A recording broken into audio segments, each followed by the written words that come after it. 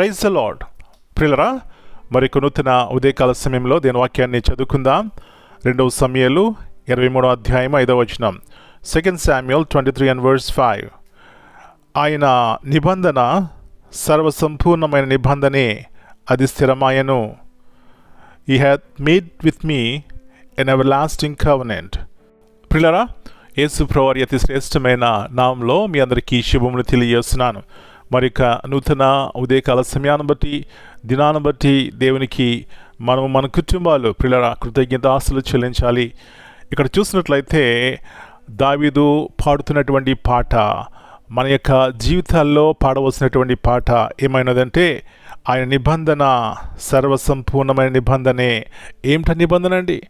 ఆయన అంటున్నటువంటి మాట, సదాకాలం నీతో ఉంటానని. పిల్లరా, ఉదయకాల సమయంలో ఇలాంటి మంచి స్నేహితుడు, గొప్ప స్నేహితుడు, ప్రియ ప్రభువు మనతో ఉంటే మనకు దిగులేలా, భయమేలా అని పాట పాడుకుని గొప్ప ఆనందంతో, సంతోషంతో జీవించాలని దేవుని యొక్క ఉద్దేశం అండి. అందుకే ఆయన ఈ లోకంలోకి వచ్చినప్పుడు మనం చూసినాం కదా, ఎట్లాగా అక్కడ యెరూషలేములో ఆ ప్రజలందరూ కూడి హోసన్నా హోసన్నా జయము అని పాడినారు. యేసు ప్రభువు మనకు కలిగి ఉన్నప్పుడు ప్రియులరా, ఎలాంటి సంతోషంతో, ఆనందంతో ప్రతినిత్యము కూడా దేవుని మహిమపరుస్తాం. ఇలాంటి మహిమకరముగా మన జీవితాలు ఉండాలని దేవుని ఆశ అండి. ఇలాంటి మహిమకరముగా దావీదు యొక్క జీవితం ఉంది. తన లాస్ట్ వర్డ్స్ కూడా, చివరి మాటలు కూడా అంటున్నాడు, దేవా నీ నిబంధన స్థిరమైనది, అది నిత్యం ఉండేది, నీ దాసుడి పట్ల కృప చూపెట్టావని దేవునికి కృతజ్ఞత ఆశలు చెల్లించినాడు. ఇలాంటి కృతజ్ఞత కలిగి మన కుటుంబాలు జీవిద్దాం. అలాంటి కృప దేవుడు ఉదయకాల సమయంలో మనందరికీ మెండుగా దయచేయనుగాక. ప్రార్థన చేసుకుందాం. ప్రభువైన దేవా, కృపగల తండ్రి, మరి నూతన శ్రేష్టమైనటువంటి ఉదయకాల సమయాన్ని బట్టి మీ వందనాలు. మీ యొక్క మాటలు మమ్మల్ని ఎప్పుడు ప్రభువా బలపరుస్తాయి, ఆనందింపజేస్తాయి. సమాధానం లేనప్పుడు, నిరీక్షణ లేనప్పుడు, విచారం ఉన్నప్పుడు ప్రభువా మీ మాటలు మమ్మల్ని బలపరిచి లేవనెత్తాయి. మరొకసారి దావీదు యొక్క మాటలు మేము వింటున్నాం.